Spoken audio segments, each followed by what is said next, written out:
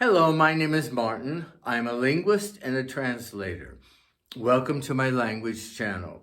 Today we're going to talk about clauses, phrases, and conjunctions in English.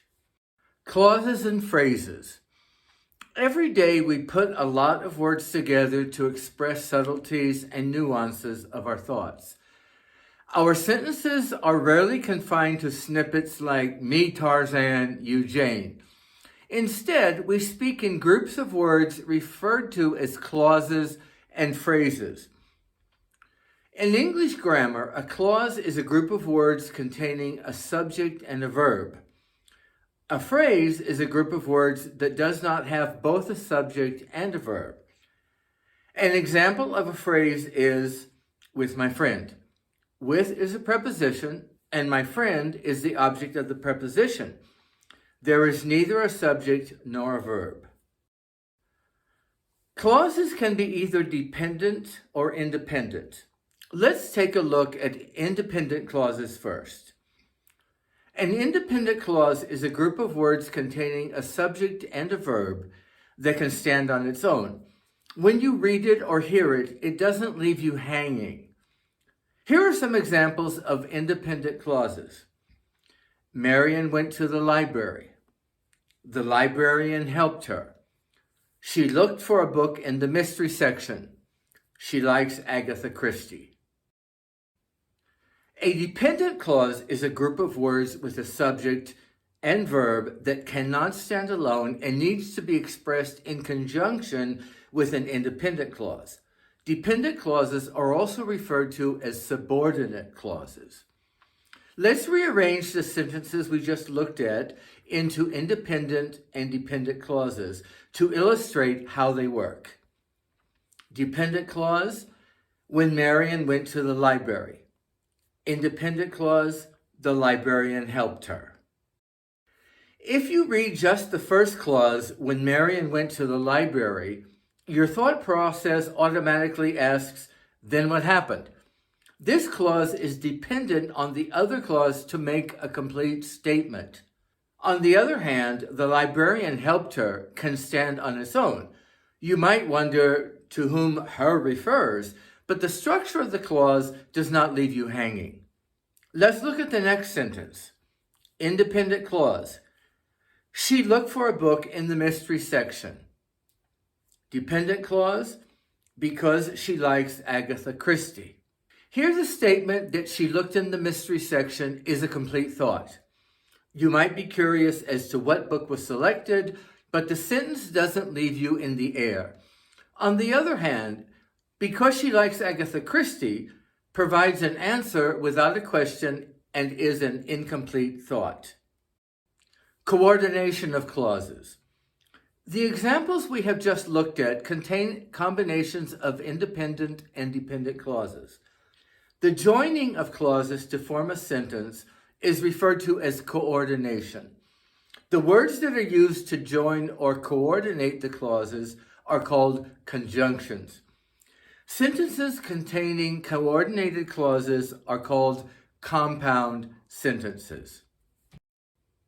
In the sentence, when Marian went to the library, the librarian helped her, when is the conjunction that joins the two clauses. In the sentence, she looked for a book in the mystery section because she likes Agatha Christie. Because is the conjunction. When and because introduce dependent or subordinate clauses and are referred to as subordinating conjunctions. These clauses are dependent on or subordinate to independent clauses to make sense. Subordinating conjunctions. Here is a list of the most common subordinating conjunctions. You can pause this video to take a closer look at them. When a dependent clause comes first in a sentence, it is followed by a comma. Let's look at the following examples. Before they opened the doors in the morning, comma, the library staff put all the returned books on the shelves. If the book on my waiting list is available, comma, I will check it out today. While I was waiting to check out my books, comma, I glanced at the videos on the media shelf. When the dependent clause comes after an independent clause, a comma is not required. Let's look at these examples. The library staff put all the returned books on the shelves before they opened the doors in the morning. I will borrow the book today if it is available. I glanced at the videos on the media shelf while I was waiting to check out my books. In addition to the coordination of a dependent and an independent clause, two independent clauses can also be joined to form a sentence. This can be done by using a semicolon or a coordinating conjunction.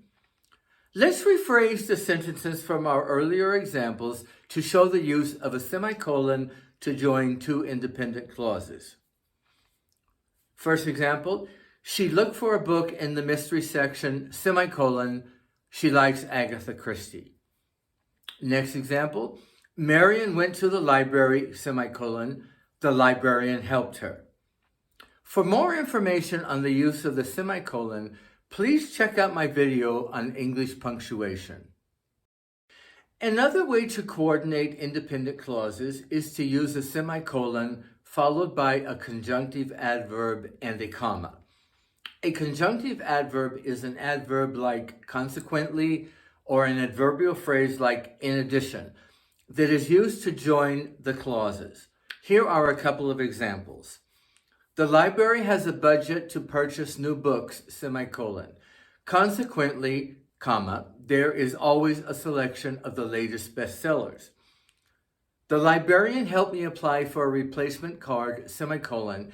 In addition, comma, he updated my address in the system. It is more common, however, to end the first independent clause with a period or full stop in British English, and to use the adverb to begin a new sentence. Let's take a look at the same sentences this way. The library has a budget to purchase new books, period. New sentence, consequently, there is always a selection of the latest bestsellers. Next example, the librarian helped me apply for a replacement card, period. In addition, he updated my address in the system. Here is a list of the most common conjunctive adverbs. You can pause this video to take a closer look at them. Another means of connecting two independent clauses is to use a coordinating conjunction. There are 7 coordinating conjunctions in English. An easy way to remember them is the acronym FANBOYS, for, and, nor, but, or, yet, so. Unless the sentence is very short, for example, Marion arrived and she sat down, a comma is required before a coordinating conjunction. Let's rephrase the previous examples, this time using coordinating conjunctions. First example, she likes Agatha Christie, comma, so she looked for a book in the mystery section. Next, Marion went to the library, comma, and the librarian helped her. For more information on the use of commas, please check out my video on English punctuation. And here are some more examples of compound sentences with coordinating conjunctions using the acronym FANBOYS. Marion likes working in the library, for everyone is quiet. She finds a secluded corner and the other students let her study without interruption. She does not have to pay to borrow books, nor is there any charge for a library card. Mystery stories are exciting, but they almost always contain violence. Marion will study all afternoon, or she might leave earlier if she finishes on time. Silence is necessary to create the right atmosphere, yet it can lead to boredom. The air conditioning is set to a moderate temperature so the students are comfortable. Please note that so can also be a subordinating conjunction if it means so that. Compare the following sentences. So is a coordinating conjunction. The air conditioning is set to a moderate temperature, so meaning as a result, the students are comfortable. So is the subordinating conjunction. The air conditioning is set to a moderate temperature so that the students will be able to concentrate. Subordinating conjunctions show cause and effect, whereas coordinating conjunctions join clauses of equal weight. Older English grammars discouraged the use of coordinating conjunctions at the beginning of a sentence, but it is now generally considered acceptable to start a sentence with and or but. After all, that is the way people talk. Now let's look at phrases. In grammatical terms, a phrase is a group of words that does not have both a subject and a verb. It can have either one or the other, or neither, but if it has both, it is considered a clause, just like we have been discussing. Grammarians have identified 7 basic types of phrases: prepositional phrase, noun phrase, infinitive phrase, gerund phrase, participial phrase, appositive phrase, and absolute phrase. Let's start with prepositional phrases.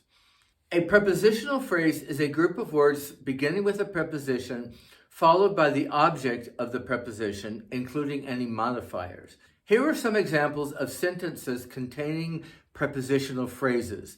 The prepositional phrases are shown in italics. First example, Marion is studying in the library. Nonfiction books are on the shelf. The library gets quiet during spring break. Steve always sits next to the exit door. Please note, when a pronoun is the object of a preposition, it must be an objective pronoun. Example, this CD is for Rose and me, not for Rose and I. John invited Gladys to study with him and his friends, not with he and his friends. Noun phrases. A noun phrase consists of a noun and any modifiers. Here are some examples. The noun phrases are shown in italics. First-year college students often live on campus. The metal benches are very practical. The dormitory building is in the background.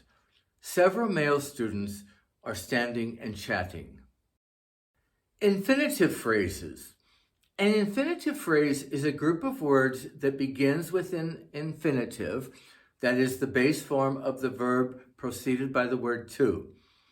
An infinitive or infinitive phrase can function as the subject, direct object, subject complement, adjective, or adverb in a sentence. Here are some examples of infinitive phrases as different parts of speech or different parts of a sentence. The infinitive phrase is shown in italics. Infinitive phrase as the subject of the sentence. To visit Switzerland is on my bucket list. Infinitive phrase as the direct object. The travel agent advised me to fly to Geneva. Here, to fly to Geneva is the direct object of the verb advise. As a subject complement, my dream is to see the Swiss Alps. Here, to see the Swiss Alps defines or restates my dream. As an adjective, a Swiss rail pass is the best way to see all of Switzerland. Here, to see all of Switzerland describes the best way. As an adverb, I will buy a train ticket at the airport to start my trip. Here, to start my trip indicates why I am buying the train ticket and as such modifies the verb to buy. The next type of phrase we are going to look at is the gerund phrase. A gerund phrase is simply a noun phrase that starts with a gerund. Remember, a gerund is the present participle of a verb that is used as a noun and not as a verb. Compare the difference. Here is an example of a sentence containing a gerund phrase. The gerund phrase is shown in blue. Studying in the library is a regular habit for Marion. Studying is a gerund that acts as a noun. Studying does not have a subject to perform the action, neither does it have verb characteristics such as tense, aspect, mood, or voice. Sentence using a present participle, shown in red. Marion is studying in the library and is learning economics. Remaining in the left-hand column, here is another sentence containing a gerund phrase, again shown in blue. There is a rule against talking in the library. Here, talking is a verb that functions as a noun. Talking in the library is a gerund phrase that functions as the object of the preposition against. Now, just for comparison, we will look at a couple of sentences containing a present participle used as a verb. These are not gerund phrases. First example, Marion is studying in the library. Here, studying is a present participle combined with the verb is to express the present progressive tense. Next example, Marion was talking in the library. Here, Marion is the subject and talking is a present participle combined with the verb was to express the past progressive tense. Now let's take a look at participial phrases. A participial phrase is a group of words that begins with a past or present participle and functions as an adjective or adverb. The difference between gerund phrases and participial phrases is that gerund phrases act as nouns, whereas participial phrases have a descriptive function. Let's compare the difference between gerund phrases and participial phrases. First, a couple of examples of sentences containing gerund phrases shown in blue. Number one, studying in the library is a regular habit for Marion. Studying in the library is a gerund phrase used as the subject of this sentence. Number two, there is a rule against talking in the library. Talking in the library is a gerund phrase used as the object of the preposition against. Now a couple of examples of sentences containing participial phrases shown in red. Example number one, studying in the library, Marion found the silence beneficial. Here, Marion is the subject and found is the verb. The participial phrase studying in the library describes the verb found and therefore functions as an adverb. Number two, talking in the library, Marion noticed that the librarian was looking at her. Here, Marion is the subject and noticed is the verb. The participial phrase talking in the library describes the verb noticed and therefore functions as an adverb. Here are some examples of participial phrases functioning as adjectives. Present participles. Glowing with satisfaction with her grades, Marion sat down to study. Freezing from the cold, she decided to put on a jacket. Knowing that the library was open late, Marion continued her studies. Past participles. Excited because of the news, Monica called her friend. Remodeled with a modern design, the library reopened on Monday. Encouraged by her roommates, Kathy continued to tell the story. Another type of phrase defined by grammarians is the appositive phrase. An appositive is a noun or noun phrase that identifies or explains a preceding noun or pronoun. An appositive phrase is simply an appositive composed of more than one word. Traditionally, appositives have been written inside commas. Now it is considered acceptable to omit the commas for one-word appositives, such as, my husband Steve is the librarian. Appositive phrases, however, should always be set inside commas. Example, Steve, my husband, is the librarian. A question of honor, our current reading assignment, was lying on the tray. Now I want to talk about so-called absolute phrases.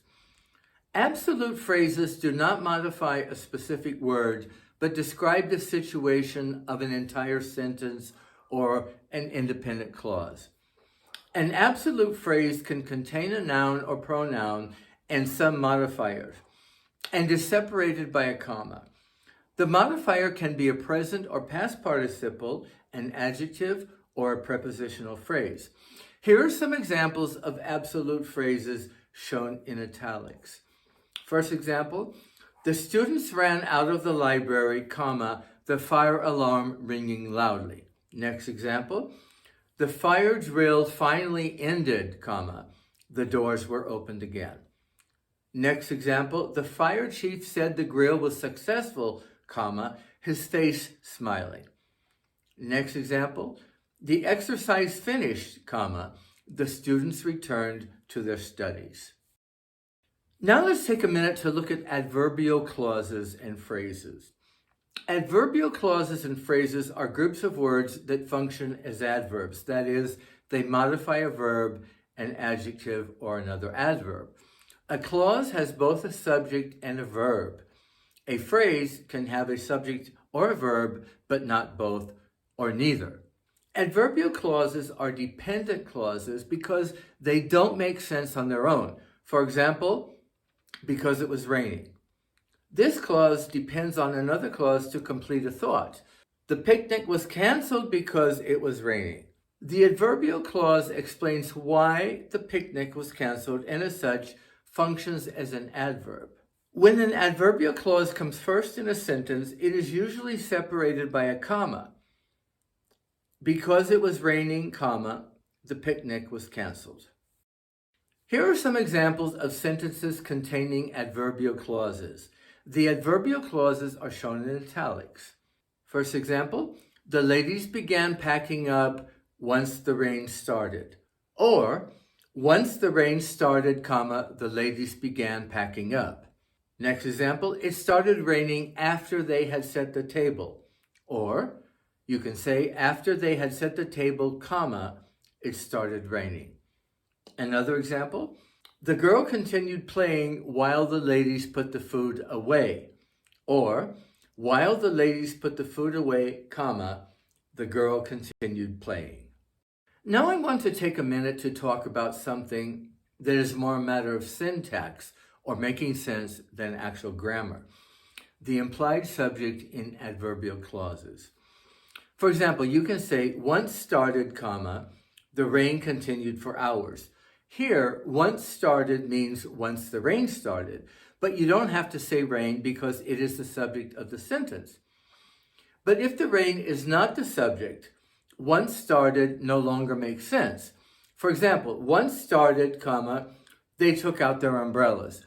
In this case, you have to say, once the rain started, comma, they took out their umbrellas. Here's another example of what I mean. It makes perfect sense to say, after setting the table, comma, they realized that it was raining. But if you rephrase the sentence to say, after setting the table, comma, it started raining, the sentence no longer makes sense. You have to say, after they had set the table, it started raining. And finally, let's take a look at adverbial phrases. Adverbial phrases are like adverbial clauses, but without a subject and a verb. The most common adverbial phrases are prepositional phrases and expressions of time. Here are some examples of adverbial phrases in sentences. First example, they placed the cake on the table. On the table is a prepositional phrase that modifies the action of placing the cake. Where?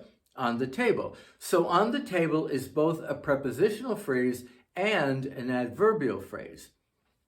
Next example, the party will begin this afternoon. This afternoon is an expression of time that modifies the verb will begin. It is both a noun phrase and an adverbial phrase. Next example, the guests will arrive in a few minutes. In a few minutes is a prepositional phrase that modifies the verb will arrive and as such also doubles as an adverbial phrase.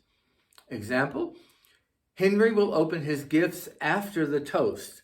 After the toast is also a prepositional phrase that acts as an adverbial phrase. Now let's review what we have learned about clauses, phrases, and conjunctions. A clause is a group of words containing a subject and a verb. A phrase is a group of words that does not have both a subject and a verb. An independent clause can stand on its own. A dependent clause needs to be expressed in conjunction with an independent clause. The joining of clauses to form a sentence is referred to as coordination. The words that are used to join or coordinate the clauses are called conjunctions. Adverbial clauses and phrases are groups of words that function as adverbs. That is, they modify a verb, an adjective, or another adverb. Adverbial phrases are like adverbial clauses, but without a subject and verb. So that wraps it up for today's video on clauses, phrases, and conjunctions in English. If you have found this information helpful, be sure to like this video and click on the subscribe button for more videos like this one. Thank you so much for watching.